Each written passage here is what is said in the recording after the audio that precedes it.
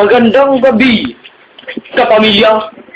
Ngayon, maging mapanuri, mapagmatsag, maging matanglawin. Ngayon, nandito tayo sa bahay nila Bergado. At ngayon, papasukin natin. Parang meron akong nakikitang kakaiba rito. Ano yan? Oh! Kita mo ito? Ganyan lang ako nakakita ng ganito. Sumasayaw na unggoy. Papakawala natin ang unggoy. Pawang mga profesional lang ang gumagawa nito dahil sadyang mabangis ang unggoy na ito. Pinapatay ako ng unggoy. Kita mo ang unggoy. Ang brief ng unggoy ay bench body. Tumatawa ang unggoy. Kita mo yan.